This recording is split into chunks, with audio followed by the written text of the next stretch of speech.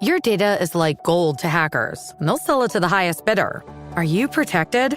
McAfee helps shield you, blocking suspicious texts, malicious emails, and fraudulent websites. McAfee Secure VPN lets you browse safely, and its AI-powered text scam detector spots threats instantly. You'll also get up to $2 million of award-winning antivirus and identity theft protection, all for just $39.99 for your first year. Visit McAfee.com. Cancel anytime. Terms apply.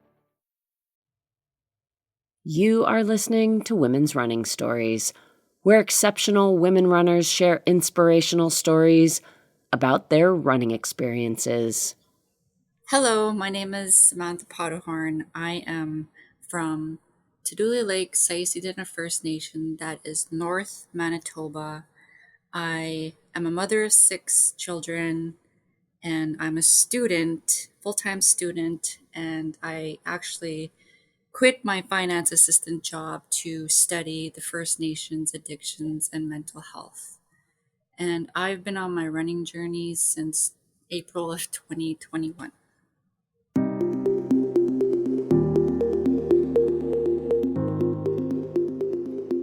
Yes, this episode features the incredible, transformative running story of Samantha Powderhorn, a First Nations woman who currently lives in Winnipeg in the province of Manitoba in Canada. And Samantha's story revolves around breaking cycles of addiction and healing trauma. But before we hear more from Samantha, I want to welcome you to Women's Running Stories. I am Cherie Louise Turner. I'm the host and producer of this podcast. Thank you so much for being here, for bringing women's running stories out on your walk or your run or while you're doing the dishes or whatever it is that you might be up to. I hope you're well. I hope you're having a good day. And you're in for a very powerful story here. Samantha Powderhorn grew up with a lot of difficulties in her life, and she has turned that all around, and running has been a big part of her healing journey, and she's going to tell you all about it. A couple details before we get started here. Samantha does live up in Canada, and in fact, to orient you, she lives in Winnipeg, and that is just north of the U.S. border. She is from an area that is much further north, but now lives down south. And Winnipeg lines up almost exactly with the border between North Dakota and Minnesota here in the U.S.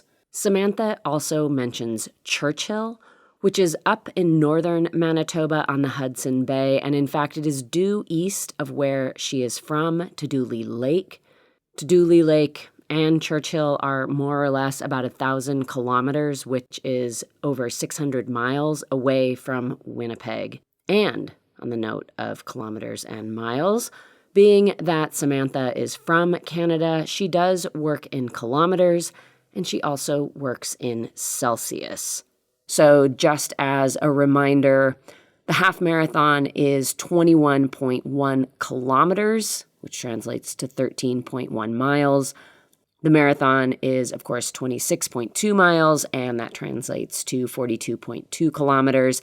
And Samantha specifically mentions at 2.1 kilometers, which is 1.3 miles. And she mentions one temperature very specifically, and that is minus 26 Celsius, which is just about minus 15 Fahrenheit. So very, very, very cold.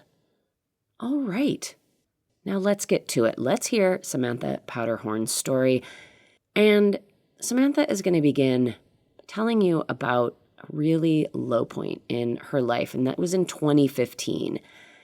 And it was from here that her transformative journey really spanned out. Now, here to tell her story is Samantha Powderhorn.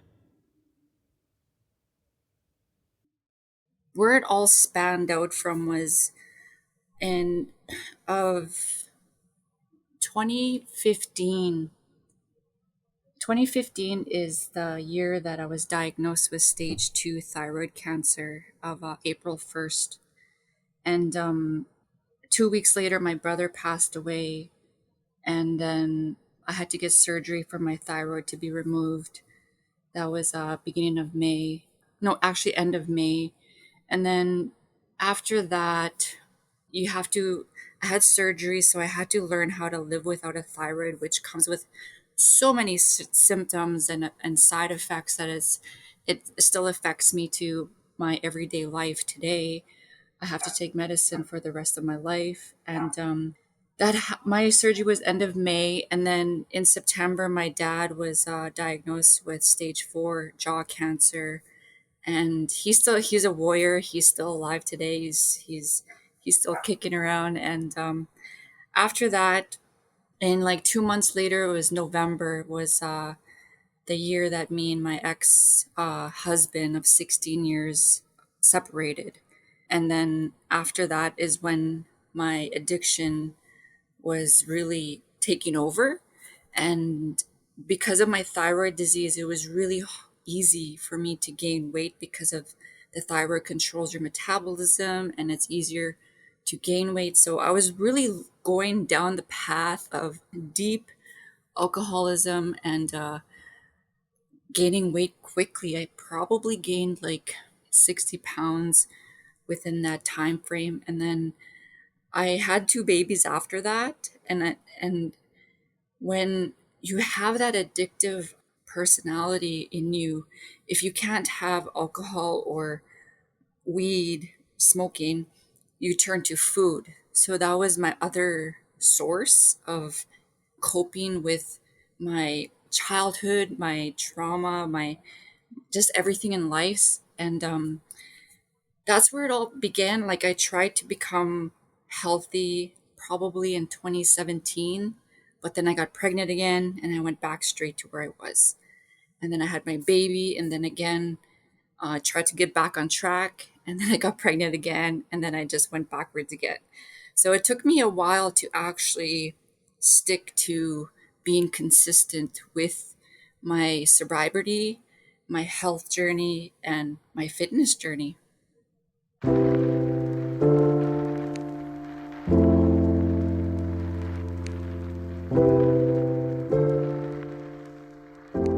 During COVID, I was in closet alcoholic, a functioning alcoholic, and I needed to. I tried to start my sobriety a few times during the pandemic, and in 2021, I was like leaning towards.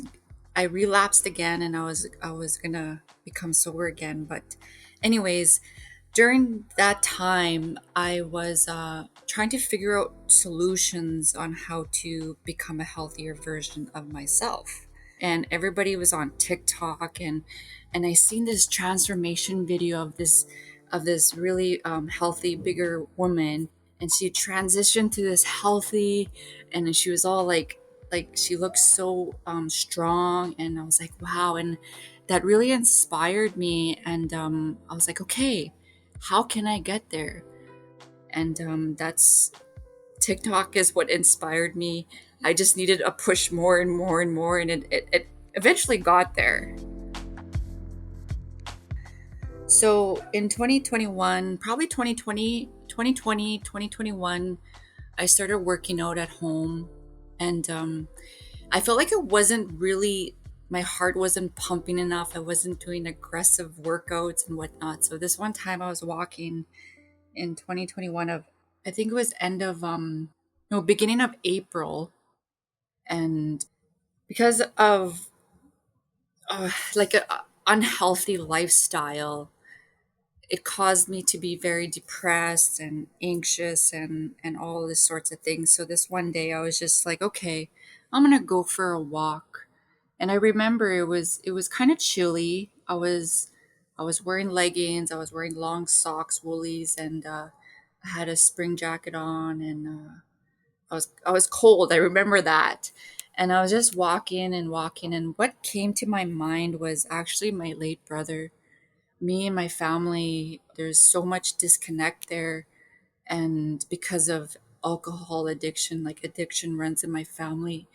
And because of all that, my brother, my oldest brother, came to mind, and I remember running on the beach with my big brother, I was probably maybe 6. And I remember running along the beach on my community, and he kept encouraging me, "You got this, Sam." And it was always just me and my 2 older brothers whenever my parents were doing their thing. And I was like, "Hey, maybe I should run again." And it was just so weird. And I was like, "Okay, let's do this."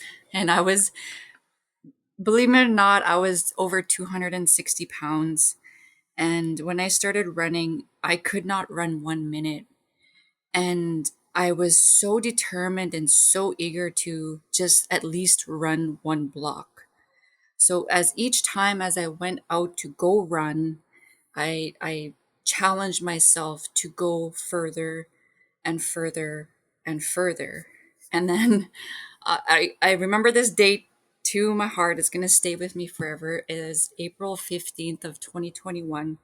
I ran my heart out and I ran 2.1 kilometers straight without stopping. I was probably about 254 pounds. And when I stopped, I was listening to like music on my headset, and a song came on, my late brother's favorite song. And I just started crying because I knew he was there spiritually, and I knew that he was watching out for me. And I just reconnected with Mother Nature, spirituality, and I just, that's just what drew me to running, was my late brother and him being an inspiration, because he's the one that was always there for me my whole life. So that's what inspired me to keep. I've been running since.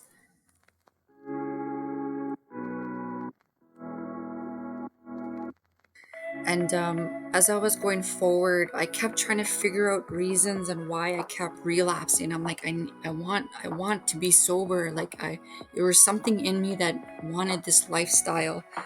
And then after I started running, I was inconsistent. I would run here, problem, run here, problem, like in the problem. And then I realized, I don't know what it was during that time. It's like a blob to me. But during that time, I was in a really unhealthy relationship, and this one walk I was doing, and I was reflecting, and I was like, what is going on? What can I do to be successful in my sobriety?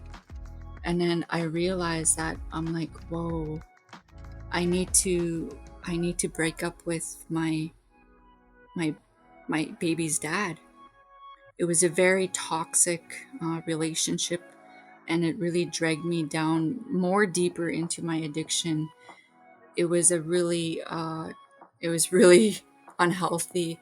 So I was still in a problem, and I realized this is what happened. It was Halloween of 2021, and I got so drunk, so wasted. I don't remember bringing my kids out trick-or-treating. And I woke up in the morning, November 1st, and when I woke up, I felt like I was when I was 4 years old, when I woke up to my parents passed out, to a messy house, to no food. So it brought me back to when I was a child. And I immediately thought, oh man, I am repeating this cycle and I need to change. And that's the last day. Halloween of 2021 was the last day I had a drink. I became sober on the 1st. And then soon enough, I realized I had to leave the relationship. It was really hard because we have 2 kids together. And I just started reading a little bit of here and there, because I realized it was a narcissistic abusive relationship. So I started reading more about it, on what to do and how to do it, and how to regain my confidence back, how to just take care of me. And then I hired my first coach of 2022 of January. And she is the one that introduced me to a lot of things: nutrition, affirmations, gratitude, coming out of my comfort zone more, visions, goals, all this she taught me. And I'm like, as I did more, going along more, I just realized that coming out of my comfort zone is what grew me.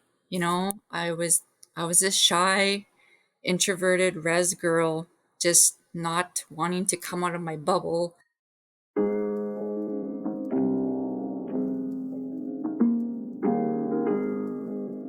I would just like run when it, like, for myself. Like, it was, I realized it was really helping me with my mental health. It was really very helpful for me in that part of my life, right? So every time that I felt depressed or sad or angry or whatever it was that was going on in my life, I would just go for a run. And it was just very personal for, like, I would say about a year. I would do like 5 kilometers, 6 kilometers. I think the most that I did was 6. And this one time, there's this fella from my community, and he messages me and he says, Sam, he's like, I think you can run the half a marathon in Churchill, Manitoba. And I'm like, if I'd never even ran 10 kilometers, half a marathon is 21 kilometers. And I was like, whoa, this is interesting. But then I thought about it, and I'm like starting to like think about it more. And he was like, you don't have to run the half a marathon. You can probably just run 10 kilometers. So I was like, I thought about it. And then I was like, in that part of my life, I just started to I started coming out of my comfort zone more often, because I realized the more I came out of my comfort zone, I grew more. So then I was like, you know what? I'm going to take this challenge on. So I messaged the fellow that runs the Polar Bear Marathon, and I told him, I was like, I never ran half a marathon. I only ran 6 kilometers. Can I just do the 10 kilometers? He was like, yeah, sure. And everything was covered. I was sponsored. He took me to Churchill. He paid for my hotel. Everything was covered. And Churchill is a very close connection to my people. As a Sayisi Dene First Nation woman, I was really ashamed of who I was and where I came from, because of the addiction, the problem. Because I was always ashamed that I lost my culture, I lost my language, I lost my traditions. I don't know any of that. And for me, when I ran the first time in Churchill, this is where my people was relocated in the 1900s from Duck Lake to Churchill, and there was so much damage that was there.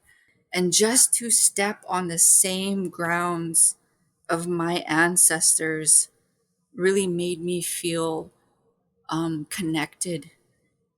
It made me reflect on, like, my grandma was here, and half of my people died in during that relocation.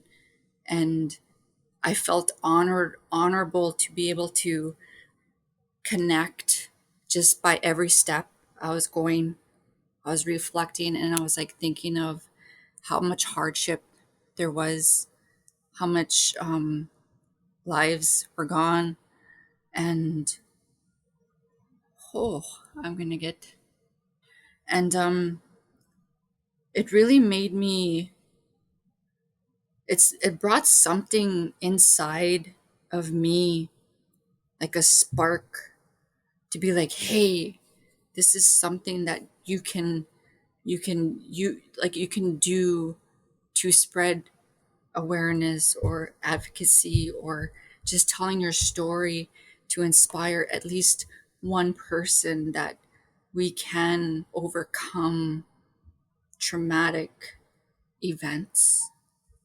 And that's why I love to run, like, it's just whenever I need that clarity spiritually or however I feel, I just go for a run.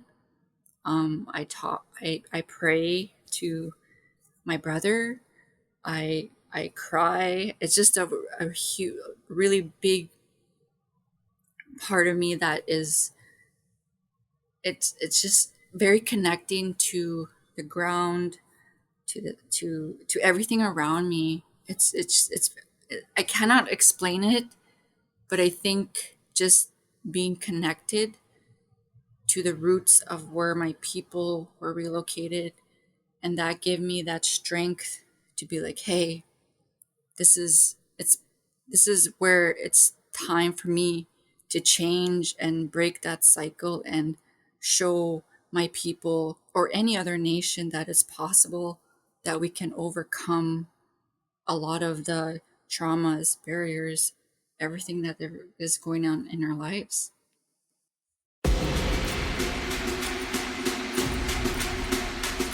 So when I went to Churchill, and I was like, okay, I'm gonna run this, and I ran my first 10 kilometers in November of 2022, and in that time, everybody gets to speak of why they run and introduce themselves and whatnot, and everyone spoke. And then the next day, before everybody went home from Churchill, there was this fella that came up to me, and his name is Jim.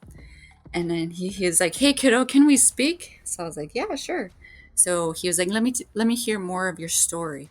So I told him my story, and he was like, wow, that's very, very inspirational. You're a warrior, he says you're a beast. And then he says, we had our little conversation, and then before we left, like, everybody was separated. So he says, kiddo, your next mission or your next goal should be 10 miles. I never thought about it until he said it, right? And he's a running coach too. So, and then I came home, and I'm like, oh, thinking about it. I'm like, you know what? I'm gonna sign up for my first half marathon. And then I emailed and messaged Coach Jim, and he has been my running coach since. Yeah. I just keep going back to when I couldn't run 1 minute, and I keep challenging myself. If I could overcome not being able to run 1 minute, and I just ran 10K, what more can I do? And that's me challenging myself and setting that goal for me, and to show me that I am capable of what I set my mind to. All my life, I was bullied, called stupid, called ugly, called no good for anything. Every name in a book, I was called everything. You know, I went through a lot of trauma, childhood trauma, childhood neglect. I don't remember my childhood. I became pregnant at 15, had my first kid at 15, and that's all from child neglect, right? So there's a lot there that's deep, and running has really become part of my healing, and it's really saved my life, and it's just like set basically running free, as someone said to me. And every run that I do, I make it a meaningful run for my people, for a cause. And it's just this a really big healing thing for me. And it makes me feel really powerful. And it makes me very appreciative of where I come from. And I just, whenever I run, I feel at peace. And I feel like it's an honor to be able to do what I'm doing, because just a few years ago, I couldn't even run a minute. So I always reflect too. Reflection is a huge part of my journey. And yeah, that's how I keep going back. And I have a vision board. Vision board is so huge for me. And my kids are a huge inspiration for me to keep healthy, because during the problem, I was not a good mom. I was very angry. I was very depressed. I was not a good mom. And learning from that and becoming a sober, healthy mom, I'm learning and rebuilding those relationships with my children and showing that breaking a cycle is possible, recovery is possible, and that we can become better versions of ourselves.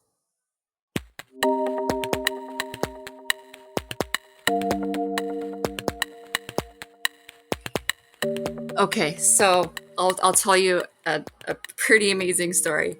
So I ran my first half in June 2023, and Coach Jim, he coached me through it the whole time.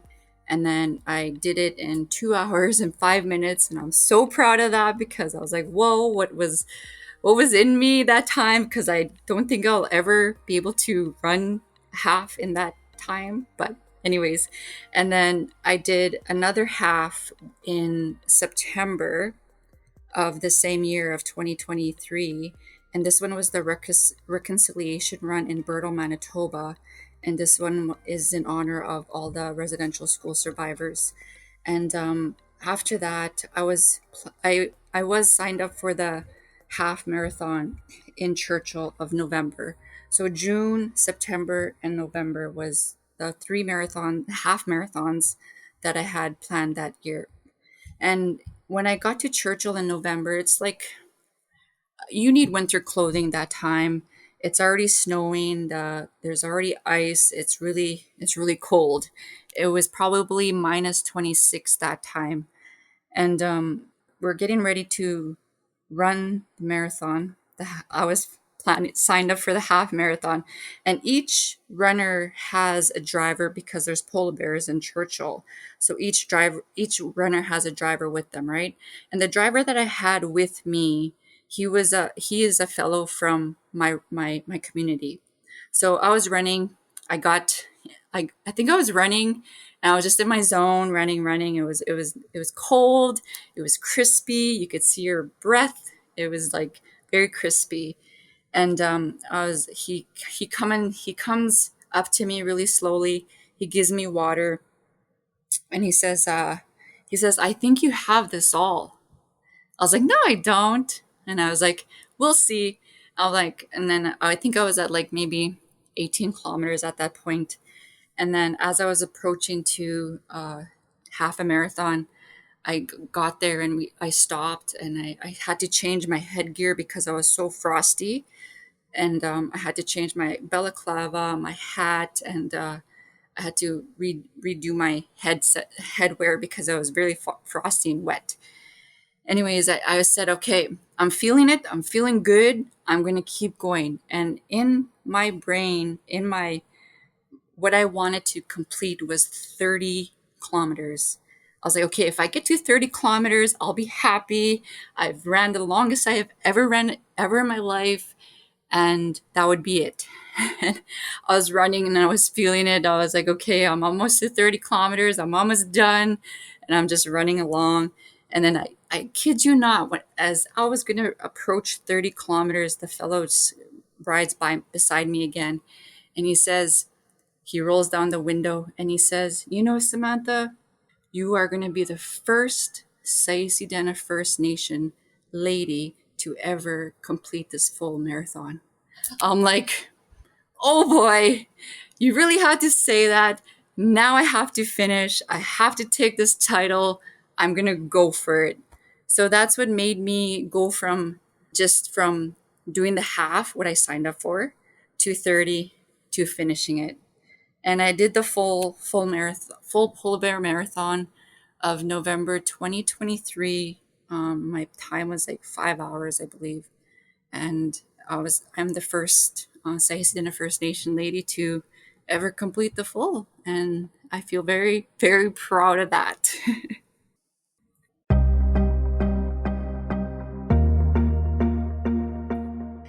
I have a 23-year-old and a 19-year-old and a 15-year-old, and they were a part of me in the problem. So I created trauma with them, and I'm not ashamed to say that because I take accountability for it.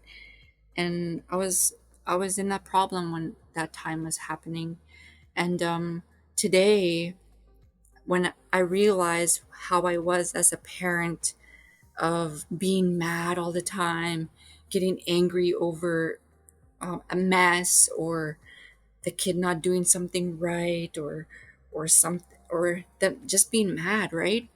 And now, today, I have to rebuild these relationships up with my older children because they're the ones that are affected by it so much. And my oldest daughter says to me just a few days ago, actually, she says, Mom, you've come a long way. And that's true, because my daughter and I, we wouldn't be able to speak on a, like, we would always clash and fight over stuff a few years ago. And now we're like besties. I'm like, my girl, I'm here for you. I'm not the mom I used to be. I've changed. I take accountability. I'm sorry. And so we're rebuilding that relationship back up. And for her to come to me when she feels like she needs that emotional support, that whenever she needs that person, I'm there for her. And also, she just started her sobriety too, like in last year. And for my oldest son, he graduated. He lives in BC now. He's living with his girlfriend.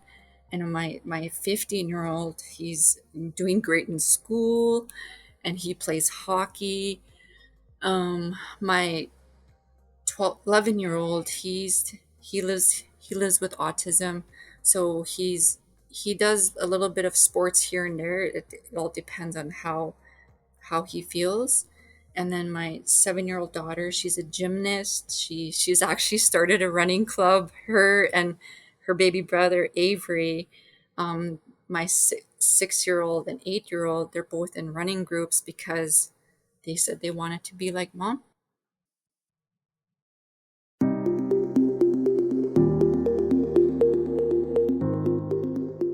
They want to be like their mom. Are you crying? I definitely got teared up when Samantha told that part of her story. Because, wow, it's really important when we better ourselves, we do the work to heal.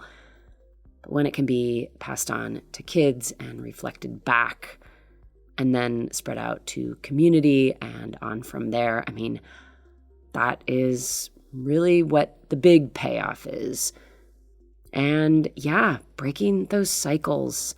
And it is powerful work. It is really hard, but it is possible. So thank you, Samantha, for coming on the podcast and sharing this amazing story. And yeah, thank you for all the work that you have done and the work that you are doing for laying a better path for tomorrow for yourself and your family and your community and the rest of the world. That does bring us to the end of Samantha Powderhorn's running story on the podcast. Look to the show notes. I'll provide a link on how you can follow Samantha on Instagram. Her posts are really uplifting and inspiring, as you might imagine.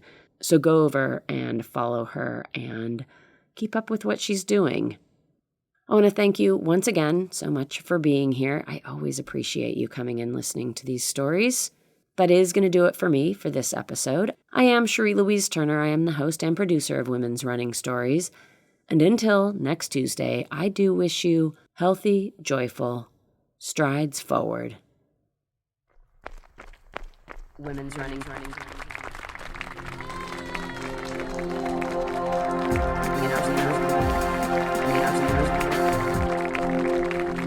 Women's Running Stories.